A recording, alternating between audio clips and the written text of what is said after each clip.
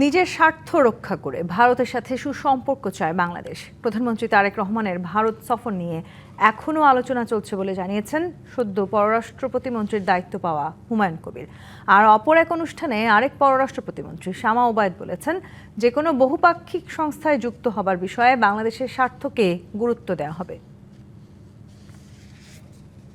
প্রধানমন্ত্রীর পররাষ্ট্র বিষয়ক উপদেষ্টা থেকে পররাষ্ট্র প্রতিমন্ত্রীর শপথ নিয়েছেন হুমায়ুন কবির। নতুন দায়িত্ব নেয়ার পর সাভারের জাতীয় স্মৃতিসৌধে মুক্তিযুদ্ধের বীর শহীদদের প্রতি শ্রদ্ধা জানান তিনি।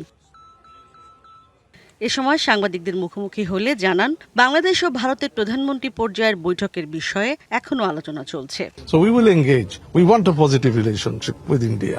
কেন রাখবো না? আমাদের নেইবার, we should.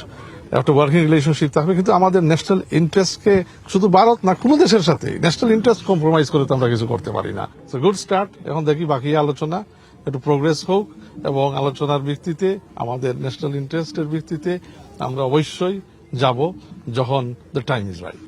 এদিকে রাজধানীর মালিবাগের একটি হোটেলে সেন্টার ফর গভর্নেন্স আয়োজিত এক অনুষ্ঠানে অংশ নেন পররাষ্ট্র প্রতিমন্ত্রী শামা ওবায়দ। নগদ নিয়ে এলো হার না মানা হার অফার। সর্বনিম্ন 10,000 টাকা রেমিটেন্স নগদে পাঠালে থাকছে স্বর্ণের হার জেতার সুযোগ। অনুষ্ঠান শেষে মক্কা প্রতিরক্ষা চুক্তিতে অংশ নেওয়া বিষয়ে সাংবাদিকদের এক প্রশ্নের উত্তরে জানান, যে কোনো বহুপক্ষীয় জোটে অংশ নেওয়ার আগে দেখা হবে জনগণের স্বার্থ। বাংলাদেশ যে কোনো মাল্টিল্যাটারাল বডিতে যুক্ত হওয়ার পূর্বে আমাদের প্রথমেই একটা বিবেচ্য বিষয় হবে যে আমাদের স্বার্থের কোনো ব্যাঘাত ঘটছে না। পররাষ্ট্রমন্ত্রী জাতিসংঘের সাধারণ পরিষদের চেয়ার নির্বাচিত হওয়ায় তিনি এবং নতুন পররাষ্ট্র প্রতিমন্ত্রী কাজের গতি বাড়াতে টিম হিসেবে কাজ করবেন বলেও জানান শামা ওবায়দ। ইশরাত জাহান উর্মি, টিবিসি নিউজ, ঢাকা।